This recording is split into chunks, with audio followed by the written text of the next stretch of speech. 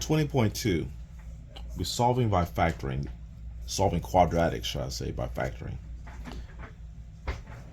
So we're going to factor this into two binomials. So let's get the parentheses ready. Okay. Now 6x squared, we're going to assume that used to be a 3x multiplied with a 2x. Now the 2, there are lots of choices. That could have been 1 times 2, well, not lots of choices. 1 times 2 or 2 times 1. Let's see. If I choose the 2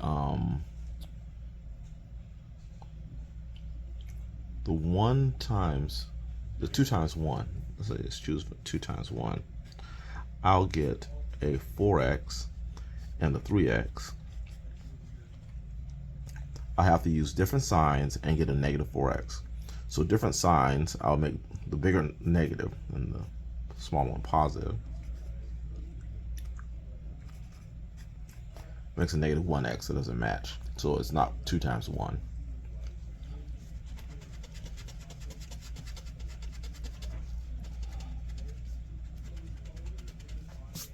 Let's try instead 1 times 2. That'll give us a 2x in the middle and a 6x here. Different signs to get a negative. I would make the bigger negative and then the smaller positive.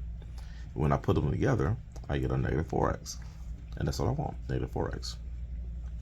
So we need a positive first and a negative second. All right, let's go ahead and solve these. So we'll take the 3x plus 1, set that equal to 0.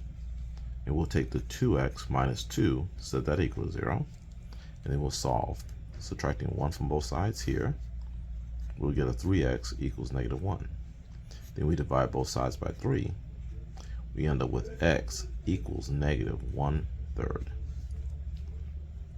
Here, if I add 2 to both sides, I will get 2x equals 2. If I divide both sides by 2, I'll end up with x equals positive 1. Okay, next. We have x squared plus 5x. I think all these should be set equal to 0. So let's set these all equal to 0 here. And we'll fix this in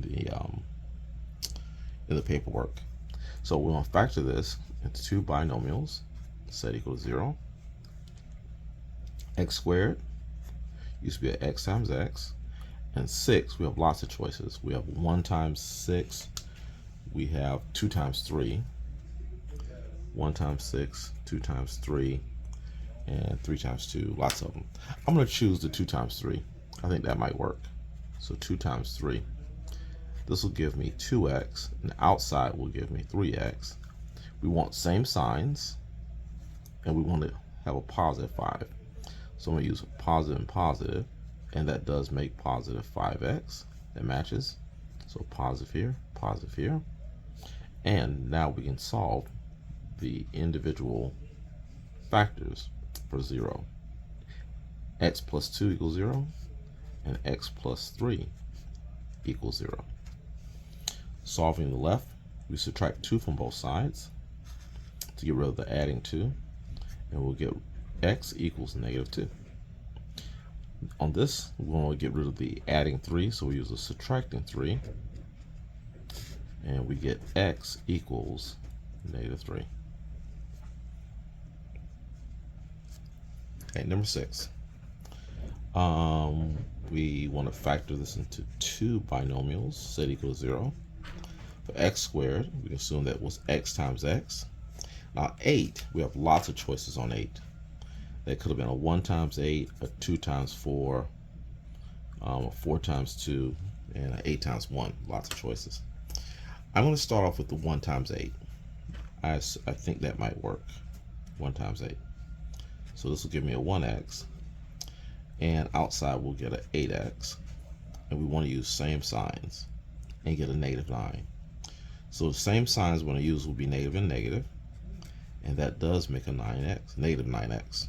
So we're going to put negative here for the first, negative here for the second. Now we're going to take our binomials, separate them, and say x minus 1 equals 0, and then we'll take x minus 8 and set that equal to 0. Solving for x here, we're subtracting 1, so we use adding 1 on both sides, and we end up with x equals a positive 1. Here, to solve for x, we're going to put adding 8 on both sides, and we'll get x equals 8.